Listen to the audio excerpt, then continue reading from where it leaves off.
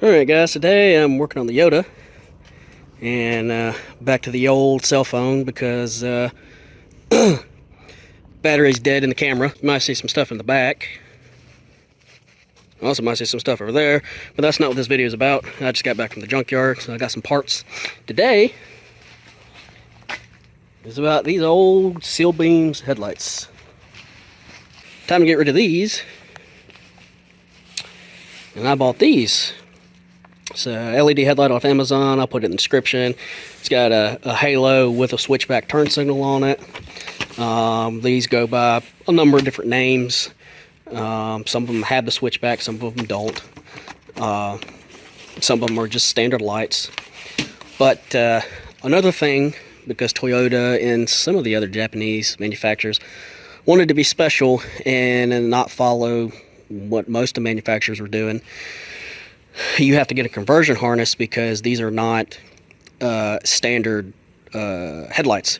They're not positively switched, they're negatively switched, which means you need a conversion harness like I got, which is this. There's a number of different things. You can either get the relay kits or you can get the little module kits. I decided to go with the relays. I honestly didn't need to buy this. It was only 15 bucks when I bought it.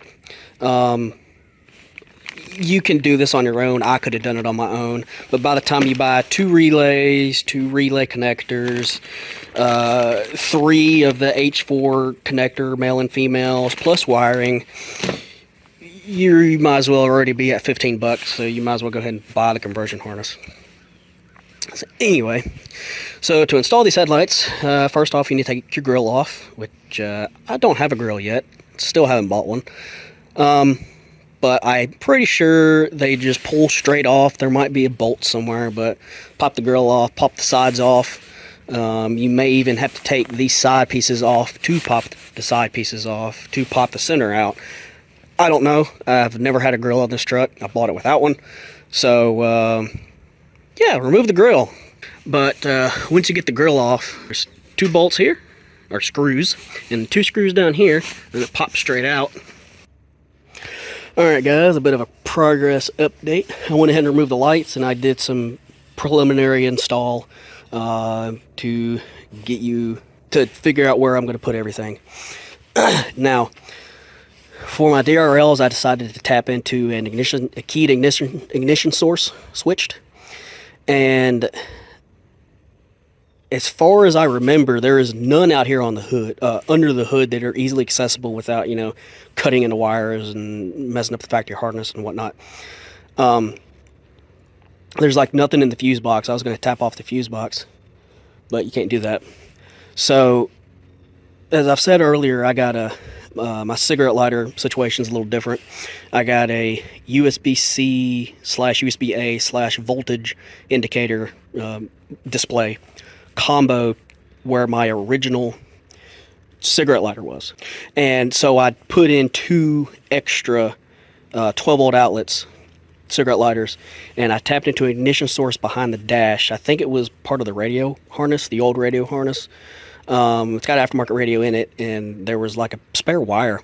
I think it was I don't remember what it was. I don't know what it was, but I think it was in the harness with the 12-volt cigarette lighter, but I don't remember.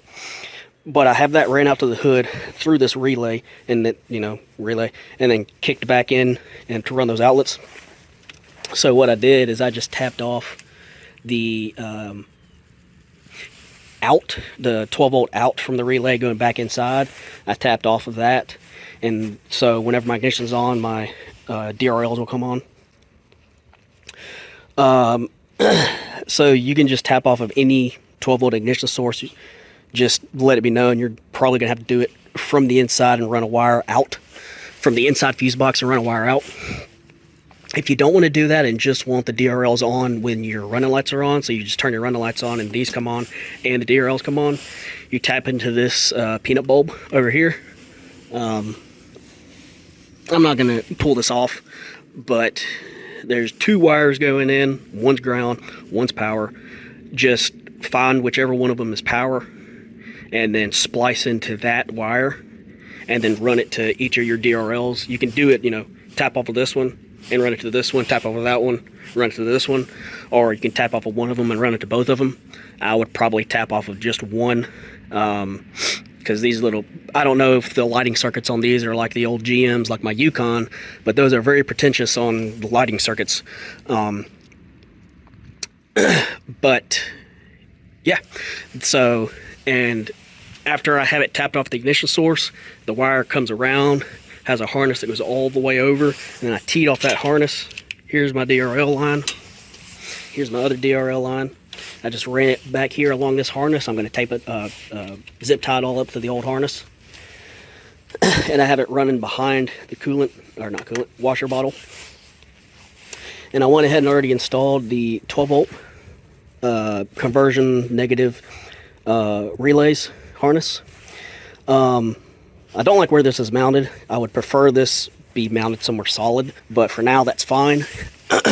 With the harness, you're going to get, the short side's going to have one of these and one of these on the short side. This one's going to have your male pins. This is obviously your female pins. You're going to take the male pin and plug it into your factory headlight connector, and then the other side just comes and connects to your headlight.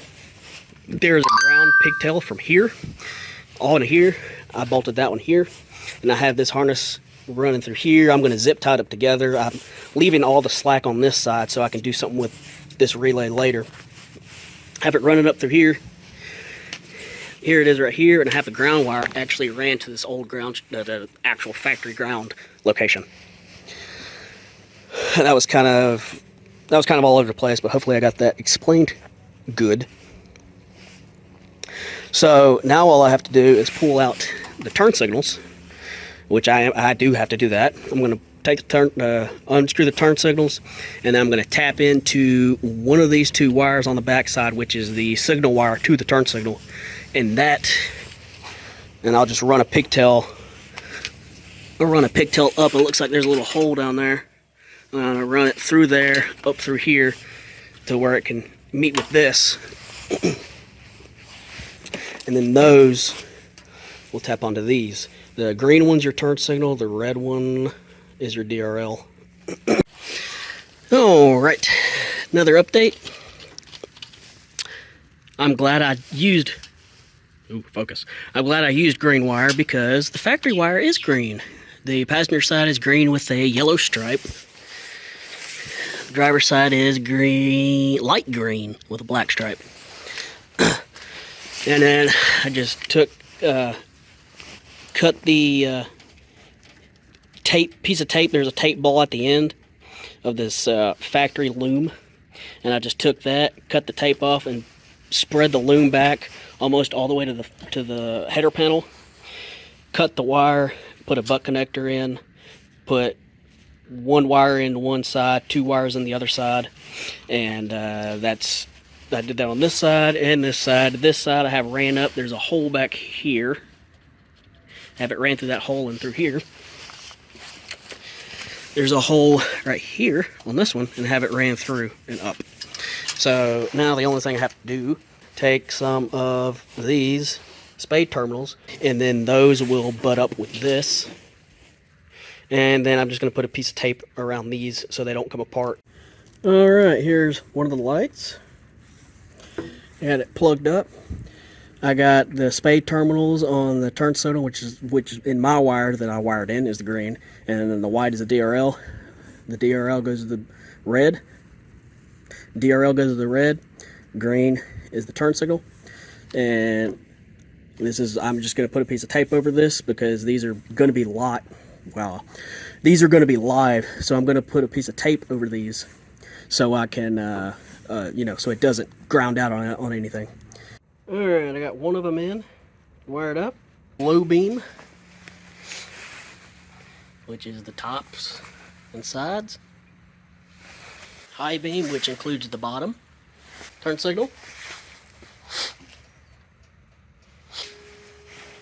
DRL. And DRL with turn signal. It's not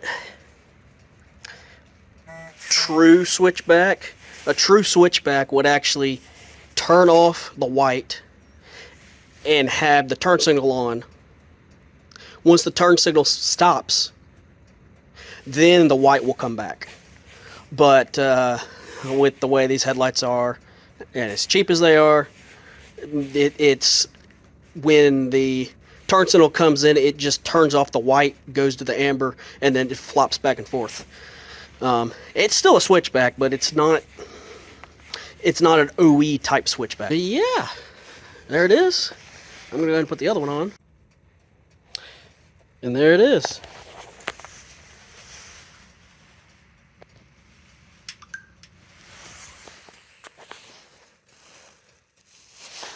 All the lights are on, wired.